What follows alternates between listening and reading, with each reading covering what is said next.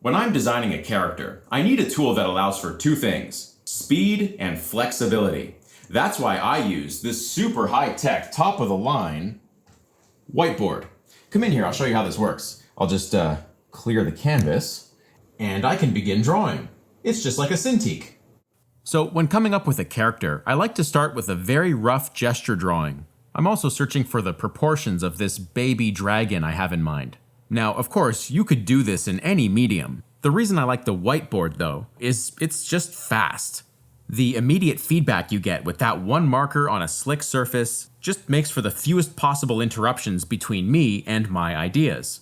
I drew a little cylinder there to remind me that this character is round, and now I'm working out that roundness on the body. I've got the whiteboard eraser in my other hand, which is equally as responsive and as critical to the process as the marker.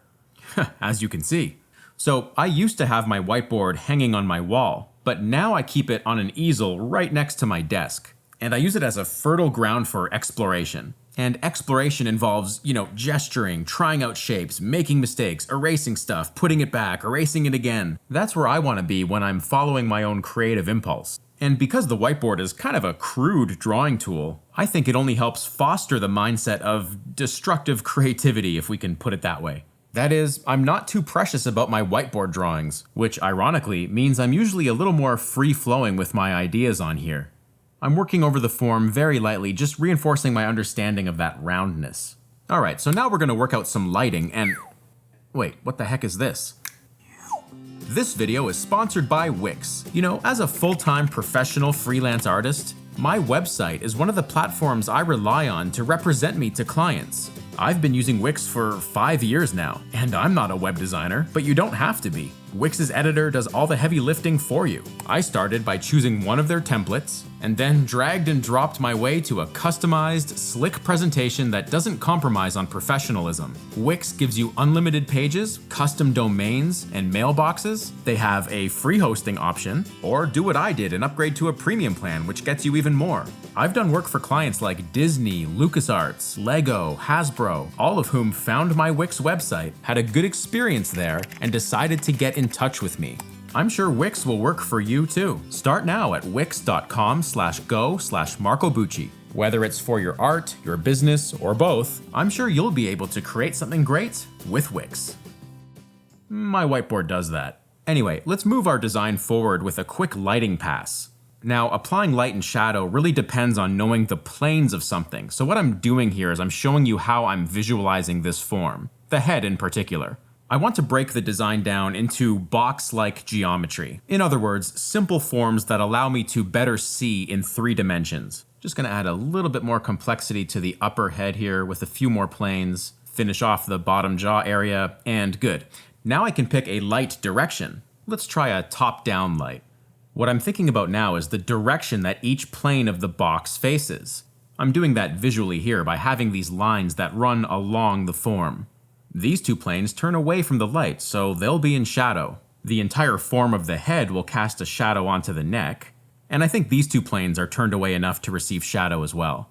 I'll clarify some of the geometry here, and just finish up my shadow pass. Alright, so this is what I'll be visualizing as I now move on to the next step. So I'll call up my menu here, and say New Layer, and on that layer, I'll use more markers, of course. That's a layer of parchment tracing paper, by the way. It's also a slick surface, which will make for some interesting marker use later. You'll see. What I'm doing here right now, though, is not light and shadow yet. It's local value. So like the chest area might be a bit of a lighter skin tone, and this part might be a bit of a darker skin tone. And I'm purposely using these scribbly strokes to indicate a bit of texture. Maybe even revealing some incidental highlights in the areas that I leave blank. Now I'll use that marker to actually add some shadow to the lighter areas, like here in the head, that was blocked in light, so this value will look like shadow under the jaw there.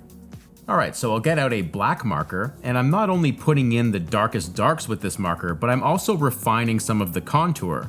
I suppose you could go for a really tight line drawing at this point. I'm not doing that though.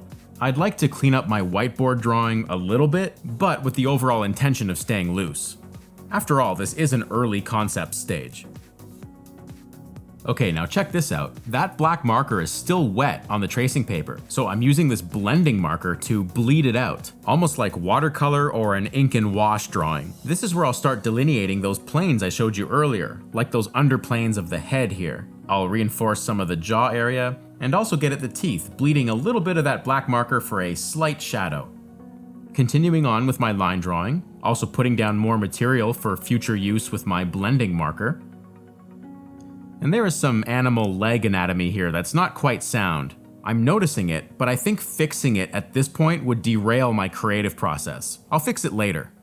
And while that black marker's still wet, I'll get out my blending marker and start working some subtle shadow values on the planes that I think point under, that is turning away from the top light.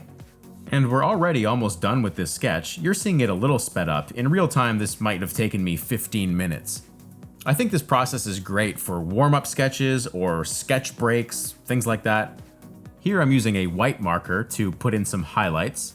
It lays nicely over the grayer tones. A few refinements here, and let's call that finished. Remove the whiteboard magnets, and we have ourselves a nice little character concept sketch. And call me a romantic, but there's just something nice about having an original sketch in your hands. And I don't have to stop there, of course. I could have another go with the markers. And another. That's the nice part about the tracing paper. Alright, it's time to take this digital. I'm going to transfer this drawing to my computer now with this new phaser beam uplink. This is still very experimental technology. And with only a minor concussion, I now have my drawing in Photoshop. I went ahead and created this flat version of it on a transparent background. This will provide me a base to now refine the design even further. I'll make a new layer, call it line, and I'll use my whiteboard drawing a little transparently underneath just for reference. And I'll refine the line drawing once more. This time I'll actually fix that troublesome part of the leg by imagining the skeleton underneath. At this point I'm dispensing with a lot of the sketchiness and trying to arrive at a kind of honest contour. This is still not the cleanest drawing in the world, but it's a step cleaner from what it was.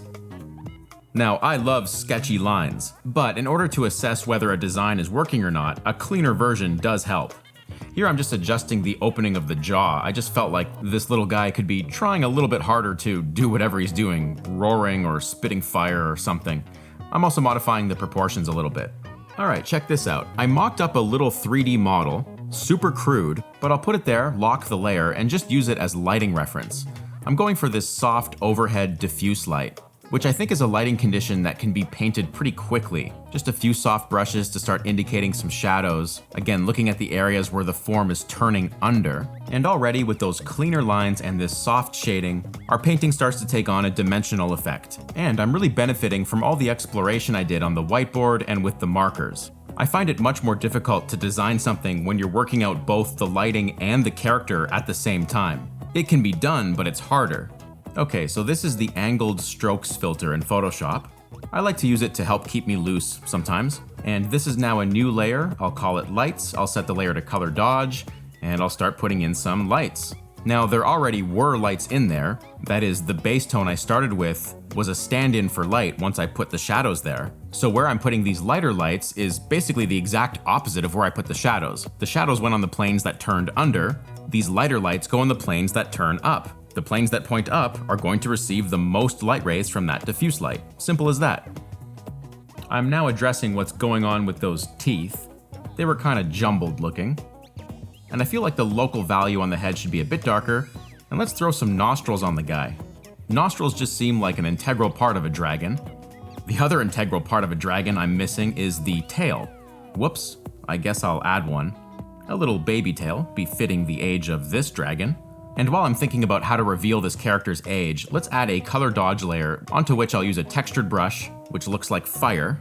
That is a sorry excuse for fire. Poor guy, he's still learning.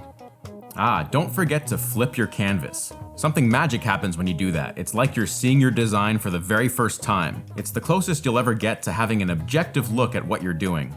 Just adding some soft ambience into the scene, adjusting the edge on that cast shadow, and just making small tweaks to the environment in the background to get it reading nicely against the character. Okay, here's a cool little stylistic tip. Duplicate the layer, go to Filter, Stylize, Find Edges, set that layer to multiply, give it a layer mask, invert the layer mask, and now paint white into the layer mask to reveal that effect. It gives you these subtle outlines on your shapes that I think are nice when used with discretion. I flattened down that layer, and I'm just making tiny little adjustments here, but as far as a design sketch goes, I think I can call this complete. Stay tuned for more videos about characters, there's so much to talk about. Alright, some cool news. I just launched a Discord server. It's real lonely in there right now, so come join. Check the pinned comment for an invite. Lastly, thank you to my patrons who really help make these videos possible. And that's all for me, folks. Happy character sketching, and I'll see you in another video.